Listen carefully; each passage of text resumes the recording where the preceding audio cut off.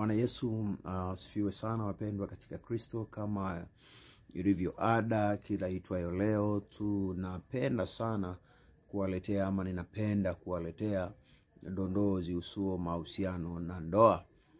Kwa majina yangu naitwa mtumishi wa Mungu Nicholas Robert Setebe. Ningependa uweze kunipa dakika 5 tu ili niweze kukupa kitu kinachohusiana na mahusiano na ndoa, hasa kwa vijana wanaohitaji kuoa ama kwa wanaume wanaohitaji kuoa. Ningependa kusema tu kwamba epuka sana ama sitisha kabisa mwanamke unayehitaji kumuoa mwenye sifa hizi. Narudia tena, sitisha mwanamke unayehitaji kumuoa mwenye sifa zifuatazo.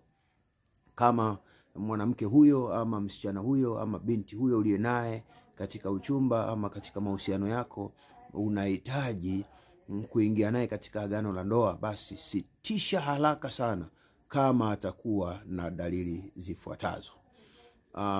Cha kwanza, kama mwanamke huyo atakuwa amepanga chumba chake mwenyewe binafsi, na ikiwa hana kazi lakini amepanga chumba, hana kazi, narudia tena, hana shughuli yoyote, amepanga chumba, ukakutana naye na ukaona ni vyema kuanza mahusiano na huyo ukitumai kwamba uje uingie naye agano, mwanamke huyo atakusumbua. Narudia tena, mwanamke aliyepanga chumba ikiwa hana kazi, haijalishi ni location gani anapokaa, lakini mandhari amepanga chumba, ndani kwake kuna kila kitu, na akakukaribisha na ukakaribia, ukaona ndiye anafaa kuja kuwa mkeo, basi elewa mwanamke huyo atakusumbua. Sio peke yako utakayekuwa unalipa hiyo kodi, ama hauko peke yako unayelipa hiyo kodi, ama hata kama utaingia naye agano, wapo ambao walikuwa wanamhudumia wakati uko kwenye hicho chumba. Hivyo atakusumbua mwanamke wa namna hiyo. Bwana apewe sifa sana. Jina la Bwana libarikiwe. Naweza kusema usikubali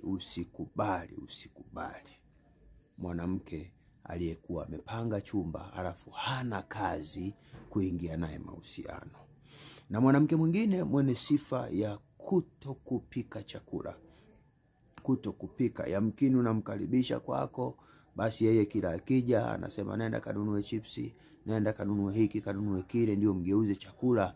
Lakini yeye masuala ya kupika hajihusishi kabisa, wala hapendelei. Na kila unapokutana naye ama anapokuja kukutembelea, masuala ya usuo kupika, yani jikoni, yeye hapendelei kabisa. Mwanamke huyo sio wa kuoa. Hastahili kuwa mke wako, hastahili kuwa mke wako, hastahili kabisa. Hizi sifa unapokutana nazo katika tembea zako, katika tafuta yako, uwe na uhakika sio sifa nzuri, wala hastahili mke huyo wa mwanamke huyo kuitwa mke. Bwana apewe sifa sana. Bwana Yesu asifiwe. Naomba unielewe katika sifa hizo. Ya kwanza nimesema aliyepanga chumba na hana kazi, hana ajira yoyote, bali amepanga chumba. Wa pili, asiyependa kupika. Asiyependa kupika. Sifa ya tatu mbaya kabisa, ambayo ukigundua mwanamke hanayo ama msichana huyo unahitaji kuingia naye agano anayo, sifa hii ni ya kutokutulia ndani. Kutokutulia ndani, yani yeye na vibaraza vya watu na yeye na nyumba za watu na yeye ni kiguna njia, tunasema kwa lugha nyingine, hawezi kutulia ndani. Yani ukimwacha ukitoka ndani ya dakika 20-10, ukimpigia simu anakuambia nimetoka, niko mahali fulani, nimetoka, nimeenda mahali fulani, ni kiguna njia. Sifa hii haistahili kabisa kuwepo kwa mwanamke anayestahili kuolewa. Hepuka mwanamke ambaye hatulii ndani, hatulii, mara huku mara kule mara huku. Hepuka kijana, hepuka mwanaume, hepuka ewe unahitaji kuingia kwenye agano. Ukiona dalili ama sifa hizi ninazokutajia za mwanamke wa namna hiyo, Bwana Yesu apewe sifa sana. Na sifa nyingine ya mwisho naweza kusema ni sifa ambayo unaweza ukaingia mahusiano na mtu ama ukahitaji kuingia agano na mtu, lakini ukimgusia kwa habari ya ndugu zako, yeye anachukia. Ukimgusia kwa habari ya ndugu zako, yeye anachukia. Hapendi kusikia habari za ndugu zako, hapendi kusikia kabisa habari za watu wako wa karibu.